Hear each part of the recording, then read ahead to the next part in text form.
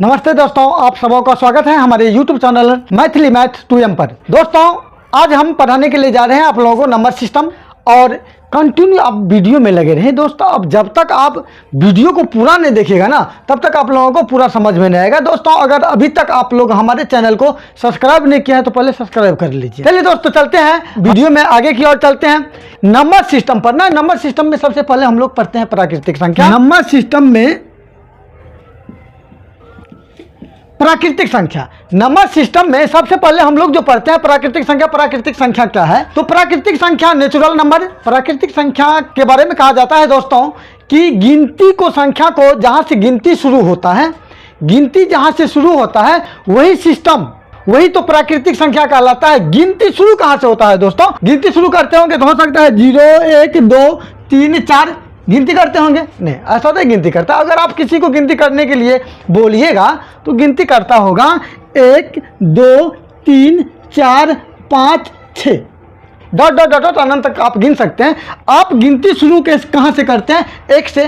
तो 1 से लेकर अनंत तक ये सभी क्या है? प्राकृतिक संख्या है। हम जहां से गिनती करते हैं, 1 से गिनती करते हैं तो 1 से हुआ प्राकृतिक संख्या। आप लोगों के लिए रहा कि प्राकृतिक संख्या, हम आप लोगों के लिए इसमें क्वेश्चन छोड़ते हैं कि सबसे छोटा प्राकृतिक संख्या क्या है और सबसे बड़ा प्राकृतिक संख्या। एक क्वेश्चन कि सबसे छोटा प्राकृतिक संख्या क्या होगा, और दूसरा क्वेश्चन हुआ कि सबसे बड़ा प्राकृतिक संख्या आप लोगों को बताना। और 2 क्वेश्चन हम प्राकृतिक संख्या में से आप लोगों के लिए छोड़ते हैं। चलिए आगे जो हम पढ़ते हैं, प्राकृतिक संख्या के बाद जो हम लोगों को पढ़ना है वो पढ़ना है पूर्ण संख्या। प्राकृतिक संख्या के बाद हम लोग पढ़ेंगे पूर्ण संख्या। पूर्ण संख्या दोस्तों, पूर्ण संख्या के बारे में कहा जाता है कि प्राकृतिक संख्या में अगर हम 0 लगा दें, क्या लगा दें? 0 लगा दें तो वो हो जाता है पूर्ण संख्या। जैसे हम 0 1 2 3 4 5 dot dot dot dot dot dot dot अनंत तक आप लिख सकते हैं। दोस्त, पूर्ण संख्या प्राकृतिक संख्या के समूह में हम 0 को लगाए हैं। प्राकृतिक संख्या के समूह में 0 लगाए हैं और ये बन गया पूर्ण संख्या। ये बन गया आपका पूर्ण संख्या। दोस्तों, प्राकृतिक संख्या तो हमको मालूम है था कि जहां से गिनती शुरू करते हो प्राकृतिक संख्या है। अब पूर्ण संख्या, उसमें सिर्फ 0 लगाना है। क्या लगाना है? उसमें सिर्फ 0 लगाना है तो वो बन जाएगा पूर्ण संख्या।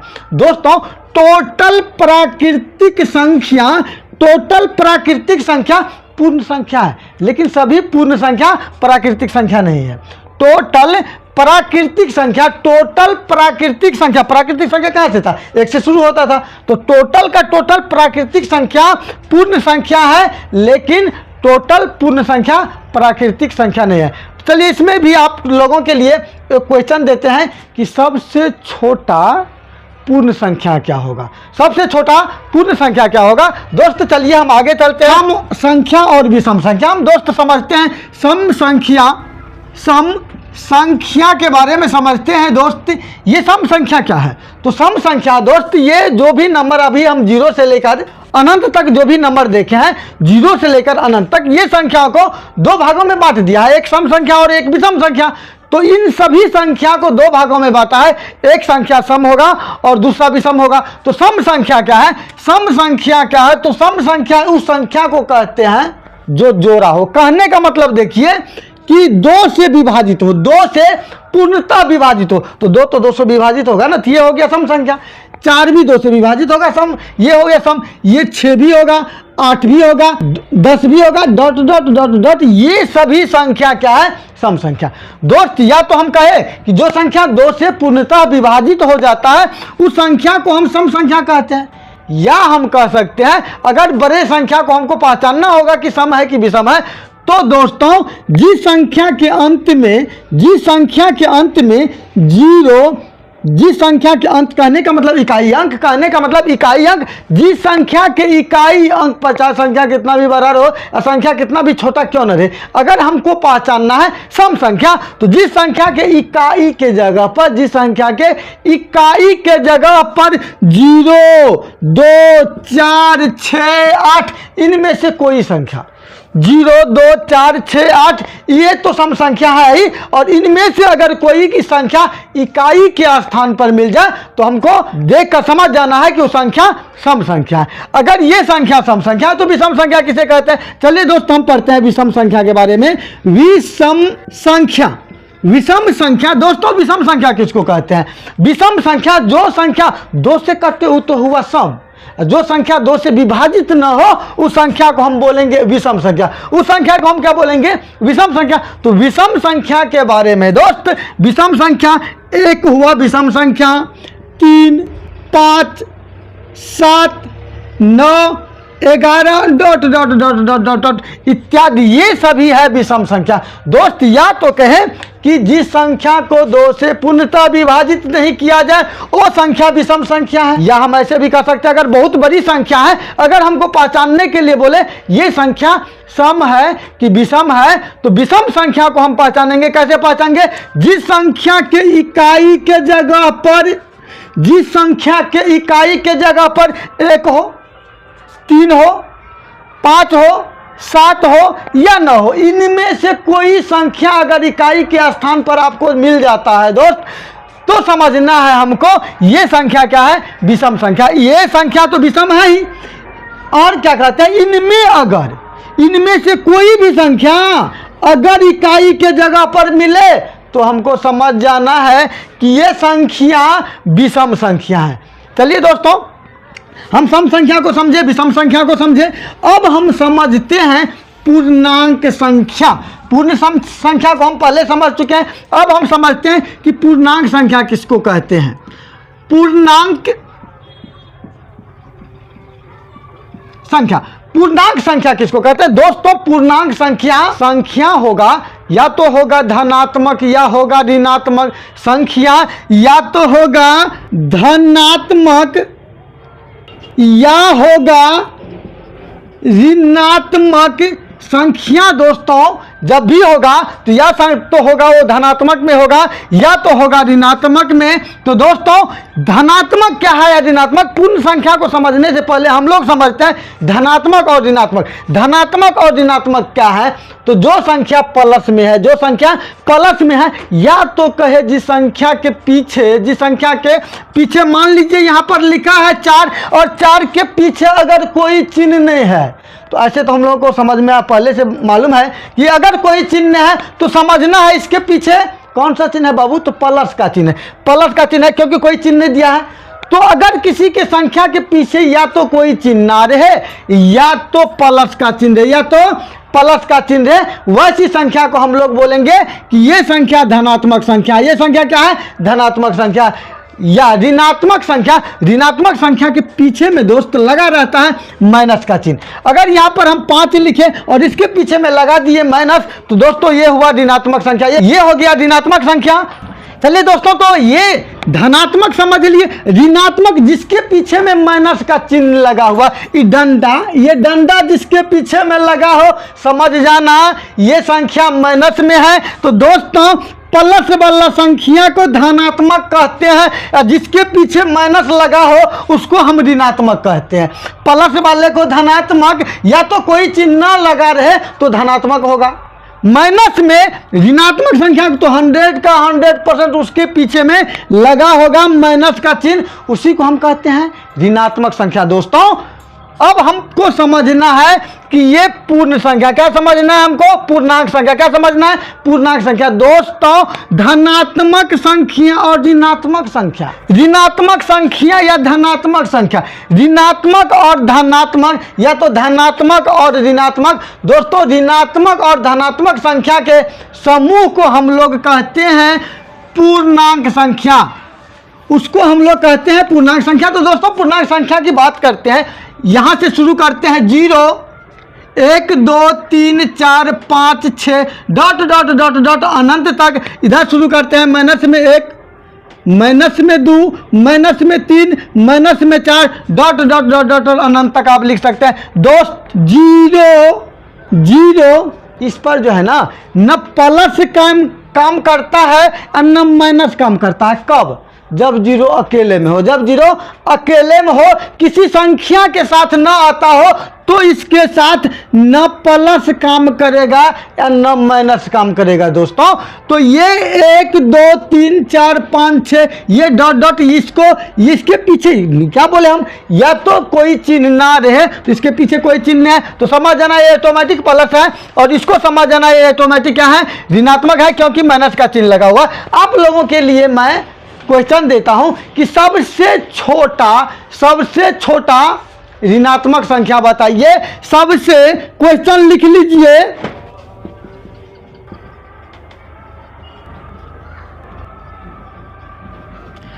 सबसे छोटा ऋणात्मक संख्या क्या है, सबसे छोटा ऋणात्मक संख्या क्या है, और हमको समझना है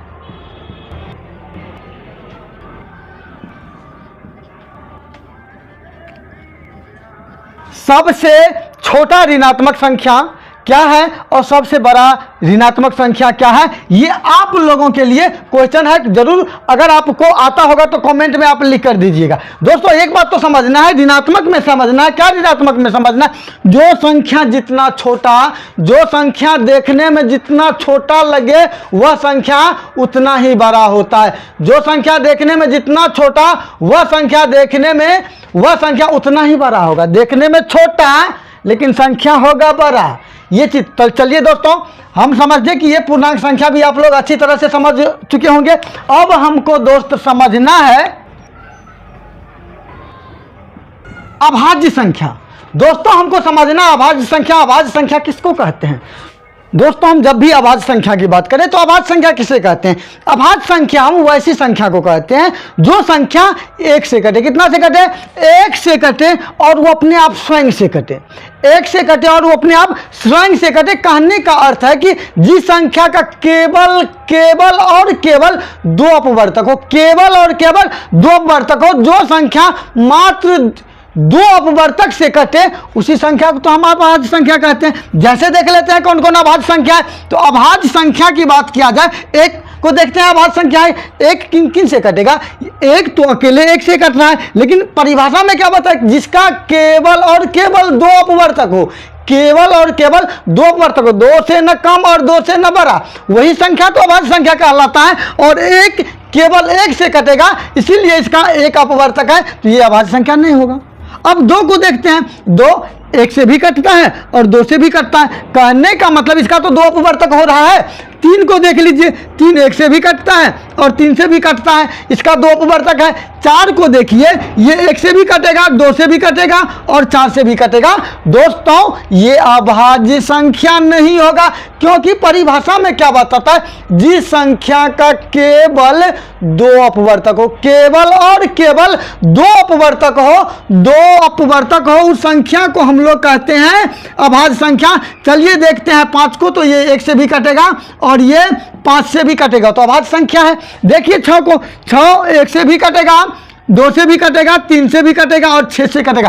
क्या बताया था परिभाषा, 2 अपवर्तक, तो ये नहीं होगा, अभाज्य संख्या 6 नहीं होगा। अगर 7 की बात करें तो 7 1 से भी कटेगा और 7 से भी कटेगा, ये इसका 2 अपवर्तक है, तो ये अभाज्य संख्या है। अगर हम बात कर ले 11 का, 1 से भी कटेगा और ये 11 से भी कटेगा, तो ये अभाज्य संख्या है। जिस संख्या का केवल और केवल 2 अपवर्तक हो, वही संख्या तो अभाज्य संख्या कहलाता है, वही संख्या अभाज्य संख्या कहलाता है, जिसका केवल और केवल 2 अपवर्तक हो। दोस्तों 2 अभाज्य संख्या है, 3 अभाज्य संख्या है, 5 अभाज्य है, 7 अभाज्य है, 11 अभाज्य है, 13 अभाज्य है, डॉट डॉट डॉट डॉट, ये सभी संख्या इत्यादि, ये सभी क्या है, अभाज्य संख्या, ये सभी संख्या अभाज्य संख्या है। दोस्तों इसमें क्वेश्चन आता है, आप देखिए मात्र 2 ही एक ऐसा है, मात्र 2 ही एक ऐसा है जो अभाज्य संख्या भी है और सम भी है।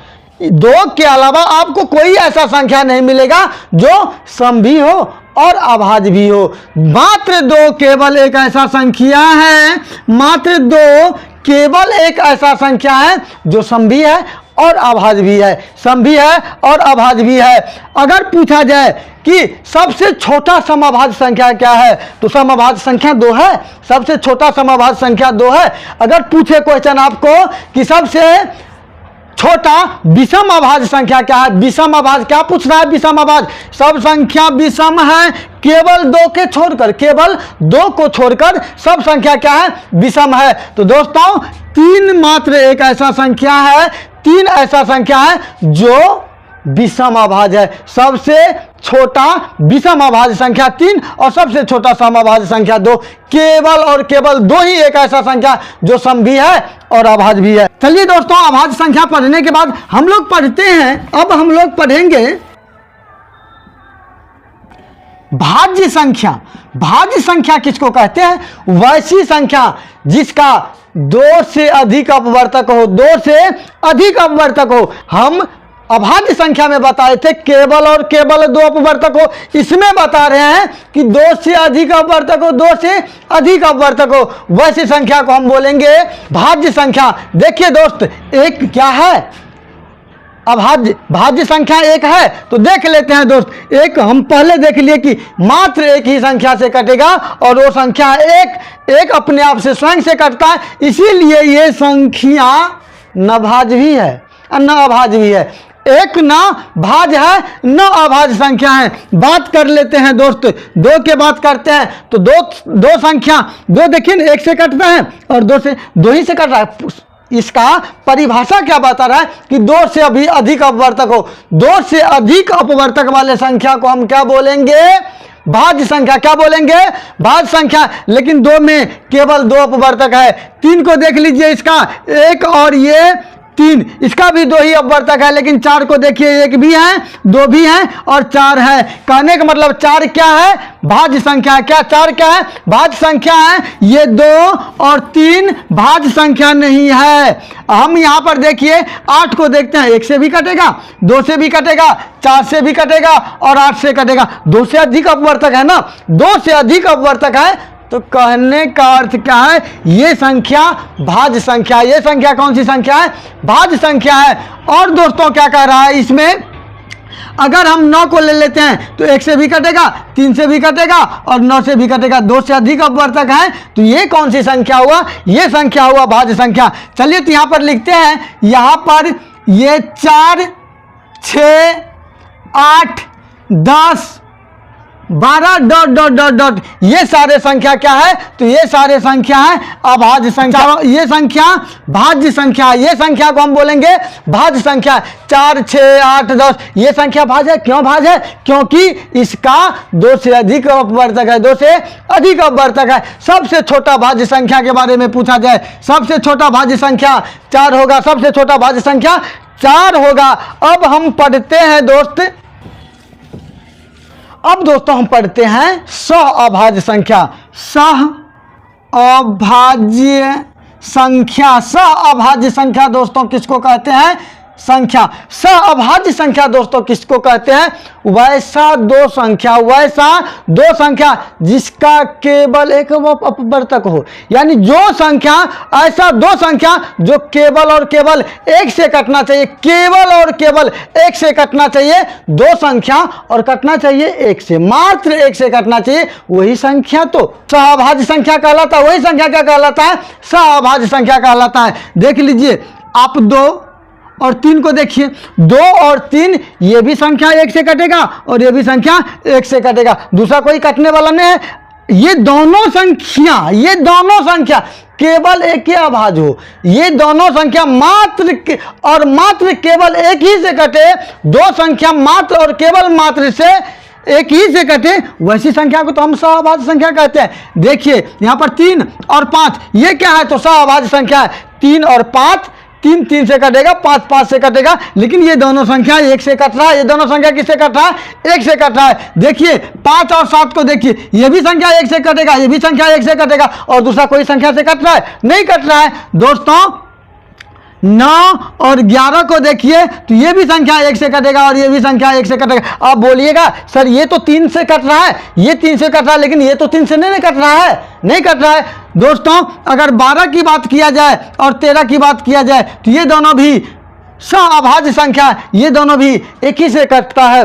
यह वीडियो पसंद पड़े, दिमाग में समझ में आए तो ही हमारे चैनल को सब्सक्राइब कीजिए, लाइक कीजिए। और दोस्तों, वीडियो बनाने में बहुत मेहनत लगता है, तो आप अधिक से अधिक मेरे वीडियो को शेयर करें, मेरे हौसला को बढ़ाएं। जय हिंद, जय भारत, वंदे मातरम।